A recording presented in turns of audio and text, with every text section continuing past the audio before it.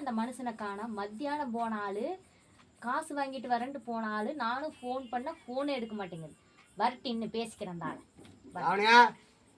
வந்துட்டான் கருவாப்பையன் வந்துட்டான். ஏய் யாரடி திட்டிருக்கிற கருவாப்பைங்கிற? என்ன சட்டம் போடாம மேல விட்டு வர்ற? அடா சம்பளம் வாங்க போனேன். சம்பளம் வாங்க போன இடத்துல சரி ஆளுகளை கூடி தரணும் எல்லாம் கொடுத்துட்டேன். கொடுத்து போட்டு கொஞ்சம் பிஸியா வந்துட்டேன். என்ன பிஸி? என்ன பிஸி? போனேன் என் பொண்டாட்டி என்ன கேப்பா, நானும் யோசனை பண்ணேன்.